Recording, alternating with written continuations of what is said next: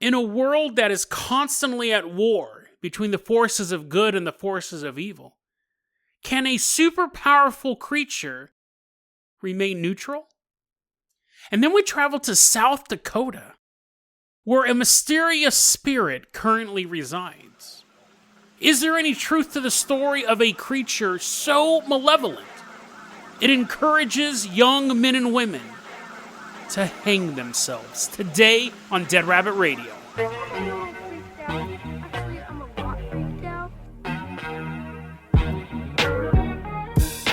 Hey everyone, welcome back to another episode of Dead Rabbit Radio. I'm your host, Jason Carpenter. I'm having a great day.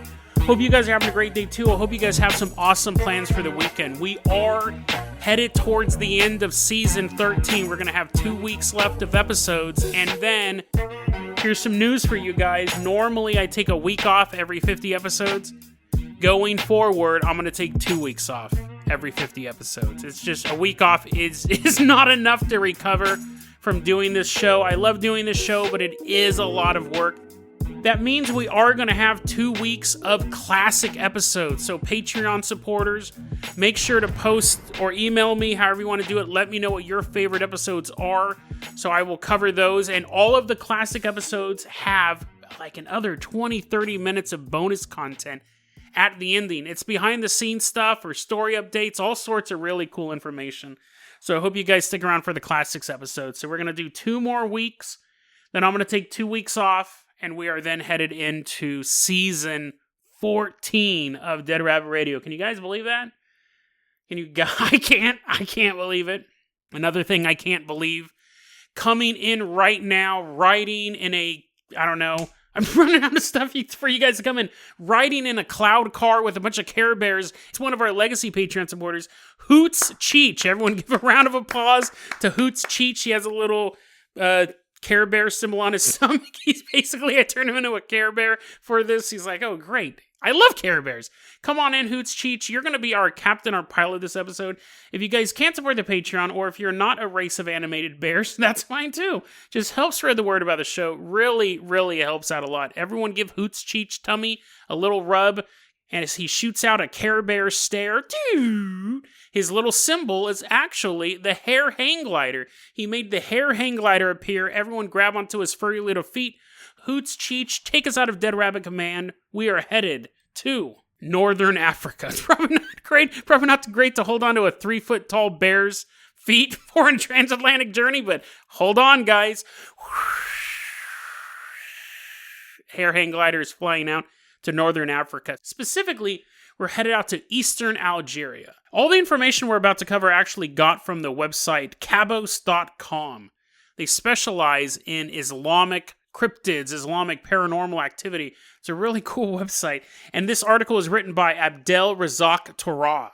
So thank you so much for putting this out. And while we're in Eastern Algeria, we have to take a bus, right? The hair hang glider crashed. It's not great to have a Care Bear fly one of those things. We end up having to catch a bus into town.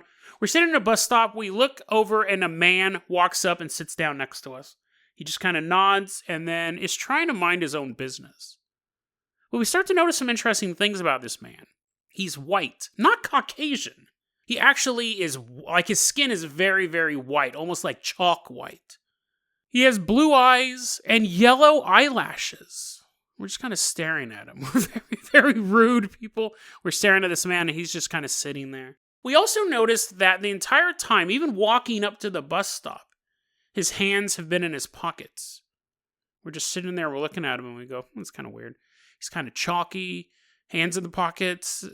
We're thinking that's kind of weird, right? I mean, it's not really, but for the point of the story, he's a chalky white man with his hands in his pockets, and we're thinking, Immediately, the man stands up and disappears. But not so much disappears, we actually start to see him run, and then he's gone in a flash. You know who else is gone? The Flash from Zack Snyder's Justice League. No, he runs away. What we've just met is an All-Ruban. He's a half man, half Jinn. Now, what's interesting about this guy, we actually covered a parallel to this dude in Morocco. I'll put the episode in the show notes. These were people known as the Zahori. They were half human, half Jinn. They had all sorts of indicators that they were not all human. And one of them was markings on their hands, the way that they would have certain lines on their hands. And the Zahori were children who were half human, half Jinn, who were raised on Earth. So they were raised with all the human customs, but they actually had Jinn blood in them. And you could actually force these children or use magical spells on these children, or really it's a real crime wave they're having in that country. They would torture and murder children, hoping that their blood would lead people to buried treasure. What's interesting is we have a parallel to that in eastern Algeria, but this time it's the All-Ruban. And in this one, it is a half human, half Jinn. It is a Jinn who mated with a living person. But the child was taken to the Jinn dimension and raised there. Instead of being raised by loving human parents and getting to play Nintendo and watch Punky Brewster and eventually have to outrun people trying to kidnap you and use you to help find treasure, these kids were actually raised in a dimension of smokeless fire. They're like, great. They're watching through the void. Everyone else playing Nintendo. They're like, Mom, Dad, can I have a Nintendo? They're like, you have a Nintendo. It's just a pit of despair. They're like, oh, man. When they grow up, though, they are allowed to leave and go to our world. And they show up and they're like, the first thing I'm going to do is play every video game ever. If you ever see someone who's an avid collector of anything child-related, toys, games, comic books, most likely they lived in a Jinn dimension most of their life.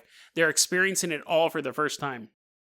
The reason why the Jinn kick them out of the dimension when they become adults, because they're not true Jinn. They're not real Jinn. So after they've been raised in the Jinn world, they're kicked out, they're sent back here. And they said one of the reasons why is because they're not full Jinn, there's actually some conflicts with them. One of the things, Jinn love to eat like bones and stuff like that, which can't be very nutritious, right? Are you really getting all your vitamins from those human bones? They eat waste. I don't know if that's actually like human waste or just garbage. It doesn't really matter. If I saw someone eating a diaper and then I see someone else eating rotten food, I'm like, oh, that guy with the rotten food. Now that is a guy I'll hang out with. They're both disgusting. Also, apparently, Jinn love to eat leftovers, and normal humans don't, according to this article I read. And I was like, what? Leftovers are the best. I mean, as long as they're not dirty diapers or rotting food, day-old spaghetti I'm down with. So when they come to our planet, they love to eat. They love to eat like real human food because all they've been raised on for the past 18 years is bodily fluid food and garbage. But the reason why they hide their hands is that's one of the ways to identify them. Obviously, like the chalky white skin, they see in the yellow eyelashes, you got to be real close to someone to see the color of their eyelashes. And if you saw someone with chalky white skin, you just think it was that dude Powder or Michael Jackson hanging out in your neighborhood, which would raise a whole bunch of questions because Powder is a fictional character and Michael Jackson is dead. But you wouldn't immediately think it was a half human, half Jinn. But their hands also have markings on them, which apparently are easily identifiable. The article didn't say what the markings were, but they're so identifiable that the All-Ruban walks around with their hands in their pockets. And the reason why he got up and ran away just when we were thinking, well, that's weird, he can read minds. One of the self-defense mechanisms that these guys have is they can tell when they've raised suspicion. The second somebody starts to question their existence, they run away. The Zahori were human children who had Jinn blood in them, who were raised in our world, and they were just used as basically dowsing rods to find treasure. They had none of these supernatural defenses. The All-Ruban, because they've been raised in the Jinn dimension, at least have telepathy. At least they could know when someone's sneaking up behind them. Why would someone sneak up behind an All-Ruban? Unfortunately, the same reason why they kidnapped the Zahori in Morocco. If you take one of these All-Ruban in eastern Algeria, you take them prisoner, they will have to show you where underground treasure is. So even though we're in different parts of Africa, and there's different origin stories for these beings, the end result is the same. If you catch, it's basically a leprechaun now that I think about it, with more torture and blood. If you capture one of these guys, they will lead you to treasure. But the Zahori are just children who get kidnapped into cars, and that is a real crime that is happening. These guys at least have the ability to run away at super fast speeds and the ability to read minds. they are much, much harder to catch. I also find the idea of a neutral supernatural character very interesting. I thought about doing this story for a while. I was supposed to do it a week or two ago. I was supposed to do it when I did this Ahori story. I was supposed to do it the next day, and then it got pushed back. Then I was going to do it the next week or two. I mentioned it on an episode. It got pushed back. And I've been wanting to cover it because we do have stuff. I guess Bigfoot is a neutral spirit. Bigfoot sometimes attacks people, but a lot of times just kind of walks through the woods. But Bigfoot doesn't really have... He can't do anything. Sure, he's like super strong and he can teleport. I mean, that's more than I can do, right? I'm waiting for Bigfoot to show behind me and start beating me up. How's this, podcast man? I'm like, But he just kind of hangs out in the woods. You never run into Bigfoot in any other sector. This guy, and people want to catch him, but they kind of just want to throw a net over him or take pictures, or maybe shoot his children. I don't know. They do want proof of him. But the All-Ruban, there's an actual reason behind hunting this guy. He has superpowers. He has telepathy. He has super speed. And he wants nothing. These All-Ruban, they just want to be left alone. They don't want to be known. They don't want to be identified. They don't want to be studied. They just want to exist and be left alone. A lot of times cryptids are out hunting humans. Yesterday we covered Satan's head rolling around. Things like that. Ghosts, spooky ghosts. And I guess there are neutral ghosts as well. I don't know why the idea on this one. I think because he has the ability. And All-Ruban, a ghost is just like you come into the house, it messes with you. And then maybe if it's a demon, it leaves. But the demon is malevolent. If it's a neutral ghost, normally they're just a recording in a specific location. And All-Ruban, just with the power of telepathy, they could have a huge effect on the world. And they just want to be left alone. They were raised in a hell dimension for 18 years. Now they're finally out on their own, and they don't want to make waves. I find that very odd. I think it would actually be a powerful ally for the forces of good to team up with one of these guys just because of the telepathy. And then if you need to get anywhere fast, you just hop on his back. He's like, I'm not super strong, bro. You're 280 pounds. I'm like, mush, All-Ruban. He's like, You could also see the forces of evil wanting to align with these guys. Because they can blend in perfectly with humans, other than the chalky white skin. They could blend in perfectly in a Michael Jackson lookalike contest. And they have telepathy and super speed. So I could see both of these sides, good and evil, wanting to align themselves with them. But they just want to be left alone. They don't have any lust for power. They just have a lust for life. They just want to hang out and try all those Nintendo games they missed growing up. So should we leave them alone or should we try to recruit them? That is the question. If you ever find yourself in eastern Algeria sitting next to a chalky white man who keeps his hands in his pockets, just say, I'm one of the good ones. And then put a butterfly net over his head and catch him and bring him to Dead Rabbit Command. Maybe when the time comes, they will join the side of good and help us in the eternal war, especially the eternal war against this next guy. This next story is super creepy. Hoots Cheech, use your Care Bear stare to shoot out a beam. Hoots Cheech is like, dude, I don't even know what a Care Bear is. As we rub his little fuzzy hair. Use your Care Bear stare to make a Carpenter copter appear. It's all cartoony and cloudy and pretty dope looking. Hoots Cheech, we're going to pick you up and put you in the pilot's seat. Take us out of eastern Algeria. We are headed out to South Dakota. Rainbow, cartoon rainbow trailing behind the Carpenter copter. On Monday's episode, I said that I recently found a Reddit post, and it was like an Ask Me Anything or whatever, Ask Reddit or whatever it was called. And it was spooky stories about Native American legends.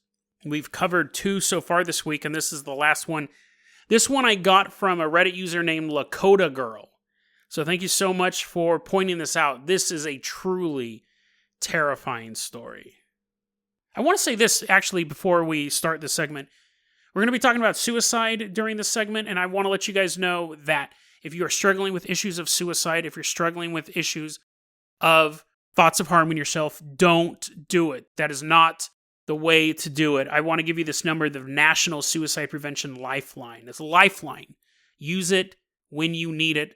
They will help you. It's 1-800-273-8255. That's 1-800-273-8255.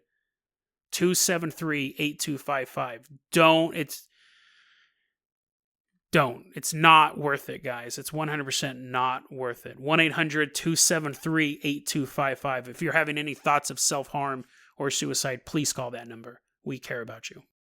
Hoots Cheech is flying us out to South Dakota. And as we're going out there, I have to share some very grim statistics with you. Overall, in the United States, suicide is considered the 9th most common form of death. It's a real problem.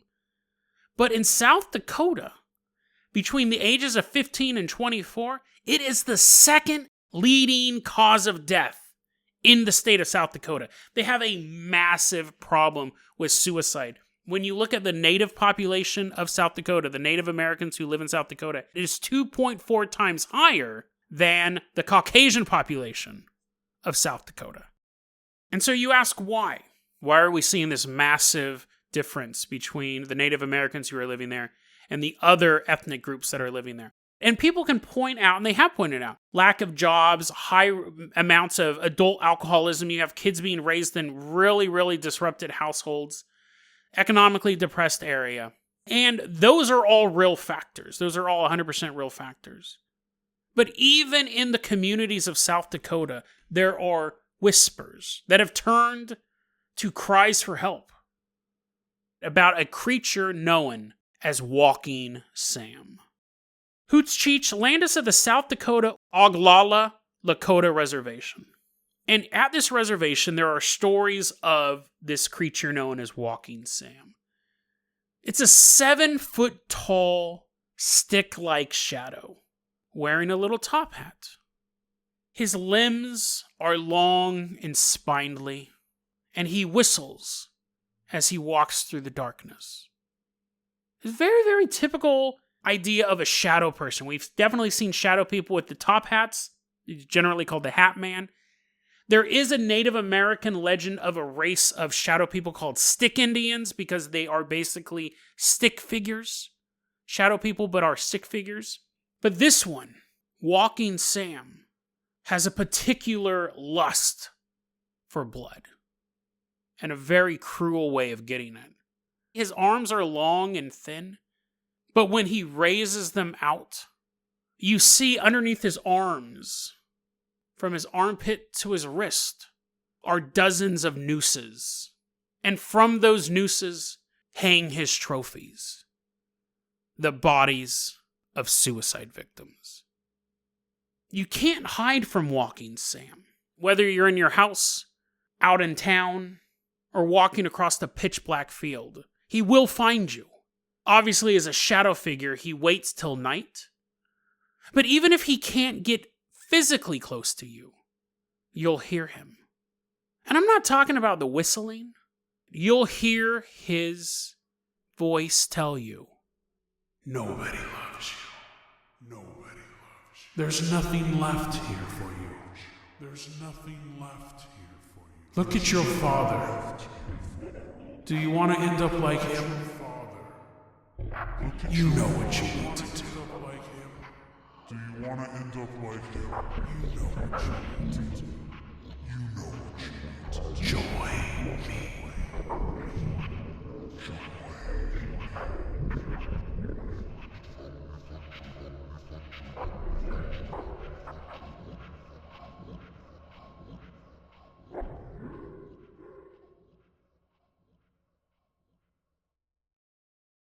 He convinces these young people that they're worthless. There's just no hope. So why not just get it over with? This isn't an obscure myth. This isn't some creepypasta that I'm telling you to be super spooky. This is a very well-known story in this region. And it's been around for a long time. And now it does have a high-tech twist. This is, I want to be 100% clear on this. This is not a story that Lakota Girl said, and it's just some creepypasta. There are town meetings about Walking Sam. And there are huge issues with suicide in South Dakota, especially among the youth. Parents and guardians and teachers are finding Facebook videos shared among the youth in South Dakota on how to make nooses, how to perfect killing yourself. There have been cases where adults have caught news that there is a mass suicide planned. And they ran out into the forest and were able to stop a group of kids before they hung themselves. This is recent news. This isn't ancient stuff. But this ancient story of Walking Sam is getting wrapped up in these news stories. Between December 2014 and May 2015, in South Dakota, in these Native American reservation areas, 103 suicide attempts from December to May. 9 of them, unfortunately, were successful. There's also a report in the area of the police getting wind of a tree out in a field where several nooses were already prepared, just swaying in the breeze. The police saw that as an open invitation. Someone had made those nooses and hung them from the tree and was sharing the location of the tree on Facebook as an invitation for those who couldn't perfect making the noose themselves. At Pine Ridge, that's a city in South Dakota, is where we had these town meetings, and people were bringing up Walking Sam. Citizens of Pine Ridge were saying they were actually seeing Walking Sam physically moving through the community. The 7-foot-tall shadow man was in that town. You start to get more and more reports of Walking Sam trying to convince the youth of Pine Ridge to join him. One woman asked the police, "You guys need to keep an eye out for him." And she believed that by using police scanners, you could pick up his whispers. You could pick up his sales pitch, convincing the children to kill themselves. Whether or not Walking Sam was actually in Pine Ridge, this was declared a state of emergency. And the Oglala Sioux tribe in the Pine Ridge Indian Reservation, they received a grant of $400,000 to combat suicide in their town. We're talking about an area where 70% of the population drops out of school and 75% of the adults are alcoholics. And in this entire region, 6 mental health professionals.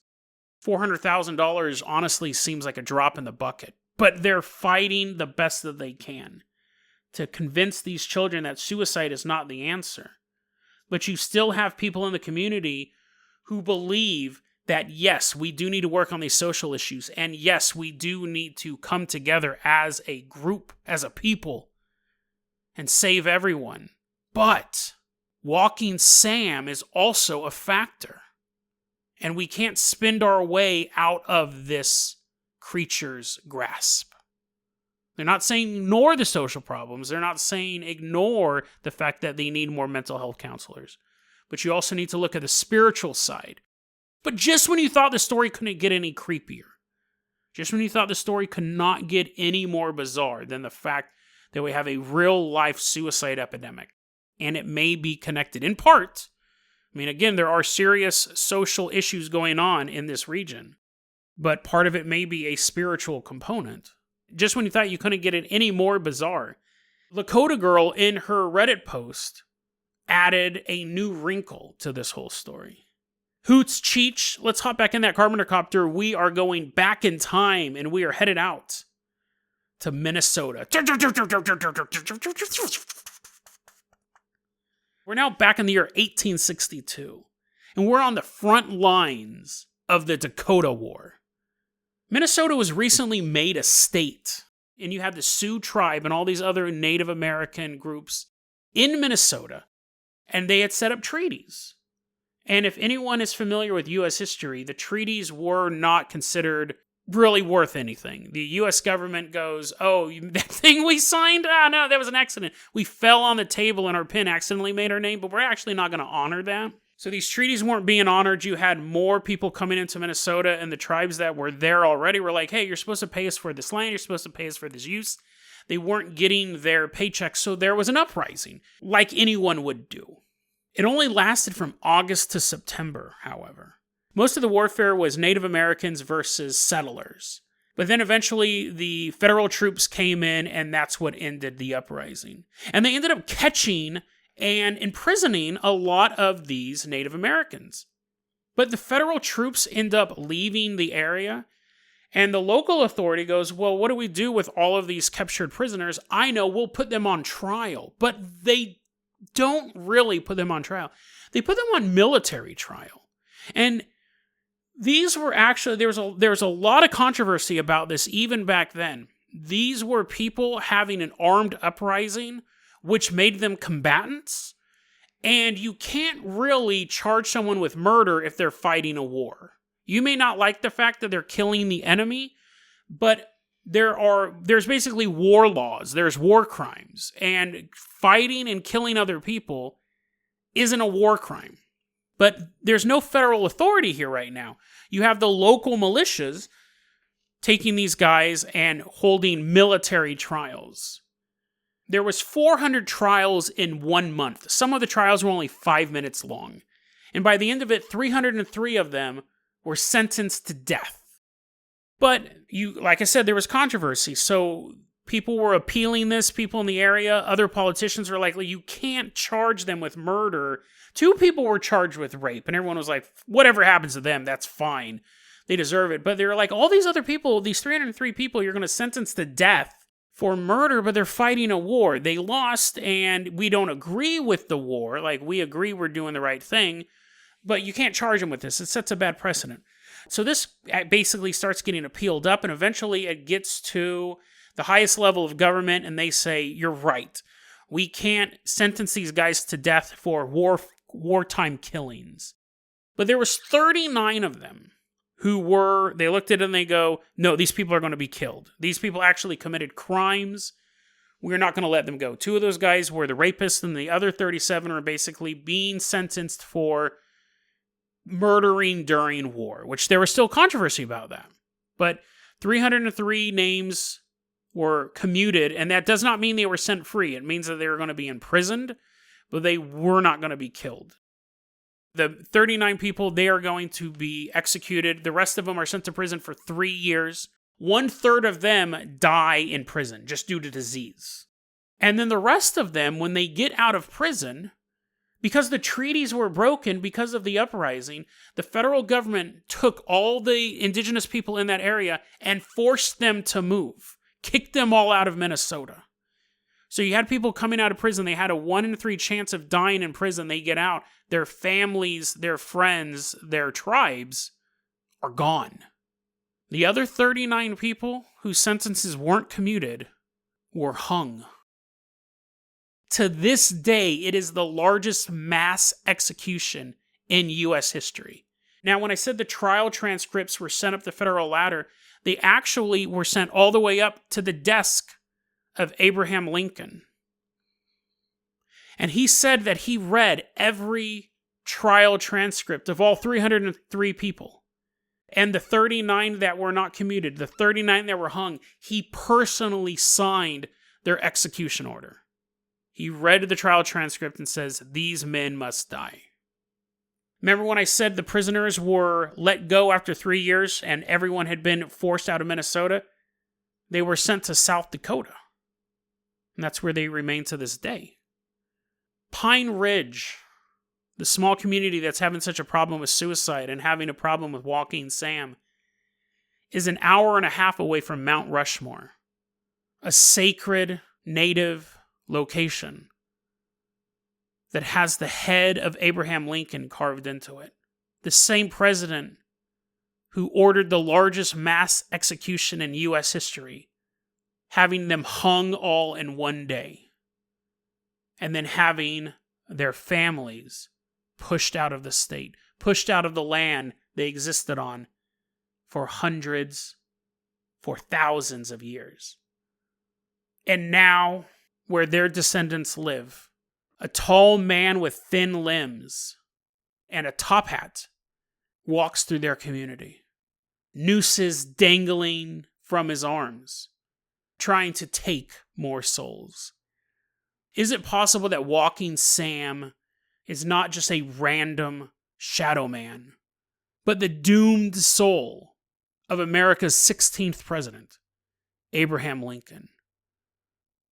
It's a bizarre theory, of course, that America's 16th president is now a shadow man who is convincing young Native men and women to hang themselves. So some might say it's tasteless.